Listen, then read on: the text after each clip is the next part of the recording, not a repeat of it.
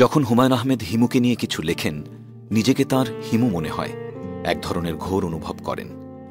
এই ব্যাপারটা অন্য কোনো লেখার সময় তেমন করে ঘটে না। হিমুকে নিয়ে তাঁর প্রথম লেখা ময়ূরাক্ষী। ময়ূরাক্ষী লেখার সময় তিনি ব্যাপারটা প্রথম লক্ষ্য করেন। দ্বিতীয়বারে তিনি লেখেন দরজার ওপাশে। তখনও একই ব্যাপার। কেন এরকম হয়? মানুষ হিসেবে তিনি যুক্তিবাদী। হিমুর যুক্তিহীন রহস্যময় জগৎ একজন যুক্তিবাদীকে কেন আকর্ষণ করবে তার জানা নেই। হুমায়ুন আহমেদ বলেছিলেন, তিনি যদি কখনো জানতে পারেন তবেই পাঠকদের জানাবেন।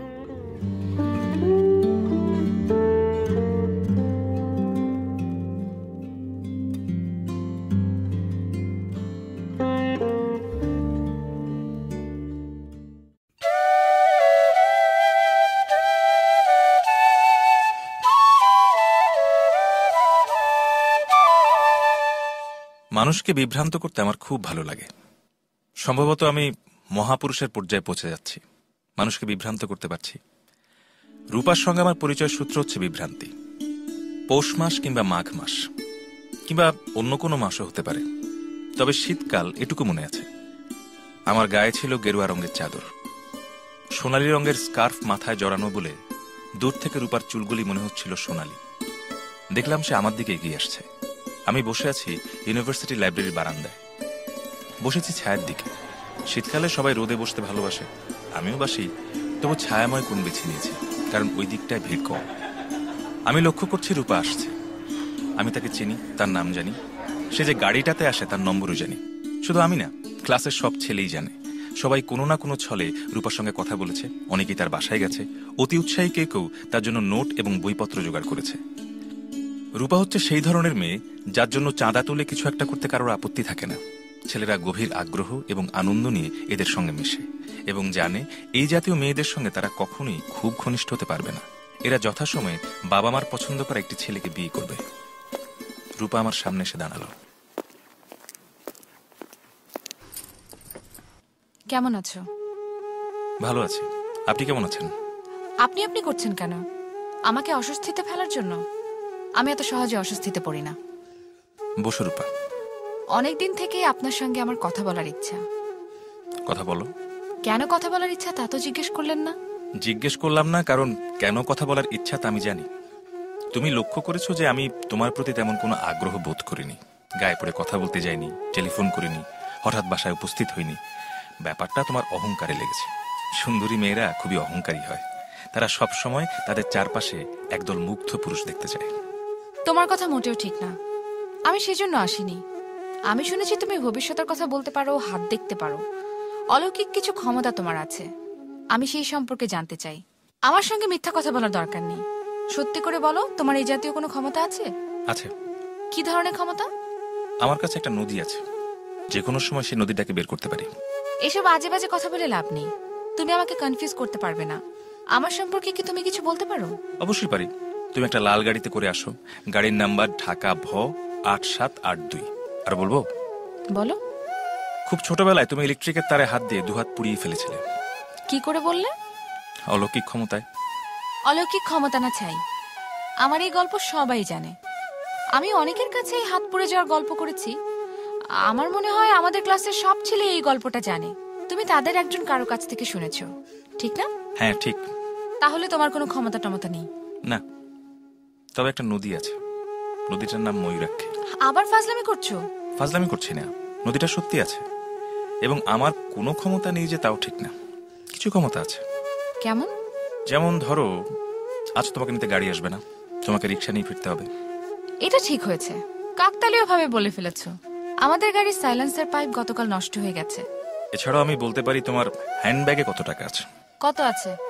100 টাকার নোট আছে 2টা, একটা 20 টাকার নোট, নতুন 1 টাকার নোট আছে 7টা, কিছু খুচরা পয়সা কত বলতে পারছি না। ব্যাগ খুলে তুমি গুনে দেখো ঠিক বললাম কিনা। আমি গুনতে চাই না। গুনতে চাও না কেন?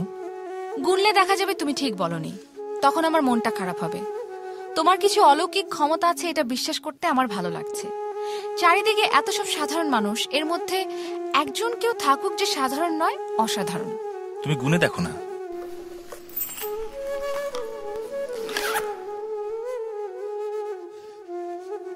কি করে হলো?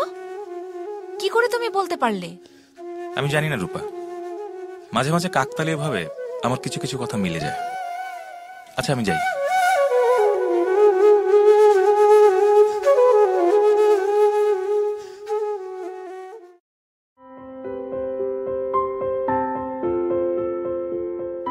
অনেকদিন পর রাস্তায় হাঁটছি। গরমটা ভালো লাগছে, গায়ের ঘামের গন্ধ ভালো লাগছে। কঠিন রোদের আলাদা একটা মজা আছে। এফডিসির কাছের রেল ক্রসিং এ দাঁড়িয়ে আছি, ট্রেন যাবে সেই দৃশ্য দেখব।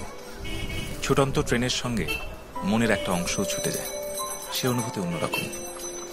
ট্রেন কখন আসবে জানি না, অপেক্ষা করতে আমার কোনো অসুবিধা নেই। হাতে রাত 8টা পর্যন্ত সময়। আমি আগ্রহ নিয়ে চারপাশ দেখছি। একটা রিকশায় মায়াকাড়া চেহারা শ্যামলা মেয়ে বসে আছে। বৈশাখের দুর্দান্ত রোদেও মেয়েটা রিকশার হুড তোলেনি, রোদে ভাজা ভাজা হচ্ছে। মেয়েটাকে দেখেই মনে হচ্ছে সে কাঁদতে কাঁদতে এবং চোখের পানি মুছতে মুছতে আসছে। প্রকৃতি মানুষের জন্য আলাদা ব্যবস্থা করেছেন। দুঃখ পেলে মানুষ কাঁদবে, তার চোখে পানি আসবে, এবং আনন্দ পেলে সে হাসবে, তার দাঁত দেখা যাবে। এই ব্যবস্থা। প্রকৃতি এই কাজটা কেন করল?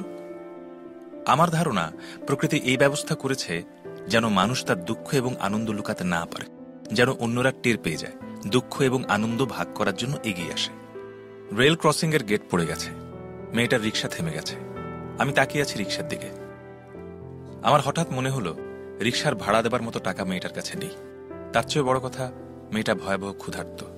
রাতে সে কিছু খায়নি, এত বেলা হয়েছে এখনো কিছু খায়নি। মেয়েটা রিকশা থেকে নেমে পড়েছে। রিকশাওয়ালা কঠিন মুখ করে কি যেন বলছে। মেয়েটার চোখ দিয়ে টপ টপ করে পানি পড়ছে। সে হতাশ ভঙ্গিতে আশেপাশে তাকাচ্ছে। আমি এগিয়ে গেলাম, রিকশাওয়ালাকে বললাম, ভাড়া কত হয়েছে? 100 টাকা। ঢাকা শহরে রিকশা ভাড়া 100 টাকা? এই প্রথম শুনলাম। স্যার, আমি ইনারে নিয়ে সকাল থেকে ঘুরতেছি। এর বাড়িতে যাই, তার বাড়িতে যাই, কাঁদতে কাঁদতে ফিরে আসি। যাত্রাবাড়ি গেলাম, মগবাজার গেলাম, রামপুরা গেলাম। এখন আপনি বিবেচনা করেন 100 টাকা কমই চাইছে। আমারও তাই ধারণা। এই নাও রিকশা ভাড়া 100 টাকা, আর এই নাও 20 টাকা। বরফ দেয়া লাচ্ছি খাও, গরমে আরাম হবে। হিমু ভাই, মাফ করে দেন, আপনারা চিনতে পারি নাই। মেয়েটা হতভম্ব। আশেপাশের লোকজনও কৌতূহলী হয়ে তাকাচ্ছে। ট্রেন এসে গেছে। আমি তাকিয়ে আছি ট্রেনের দিকে।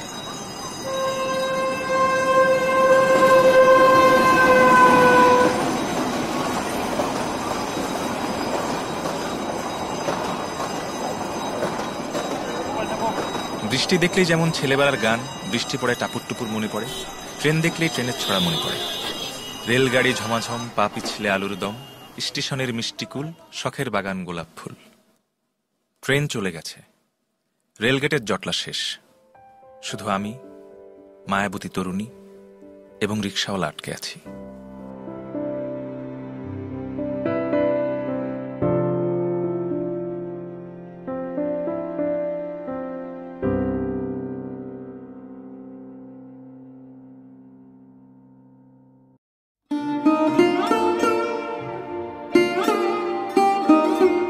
দাদাজানের বাড়িটা বিশাল। সেই বিশাল বাড়ির দোতলায় একটা ঘর আমাকে দেয়া হলো। সেই ঘরে এই বাড়ির ছেলে মেয়েদের জন্য সার্বক্ষণিক প্রাইভেট টিউটর থাকেন। তার নাম কিসমত মোল্লা। তিনি যখন শুনেছেন আমি কোনো স্কুলে পড়িনি, বাবার কাছে পড়েছি, তখন একেবারে আকাশ থেকে পড়লেন। কি পড়েছো বাবার কাছে? ইংরেজি, অঙ্ক, বাংলা, ভূগোল আর নীতিশাস্ত্র। নীতিশাস্ত্রটা কি? কোনটা ভালো, কোনটা মন্দ, কোনটা ন্যায়, কোনটা অন্যায়, এসব। কি বলছো? কিছুই তো বুঝলাম না। যেমন ধরুন মিথ্যা, মিথ্যা বলা মন্দ, তবে আনন্দের জন্য মিথ্যা বলায় অন্যায় নেই। মিথ্যা দিয়ে আমরা সত্যকে চিনতে পারি। বলছো কি এসব? বুঝিয়ে বলো।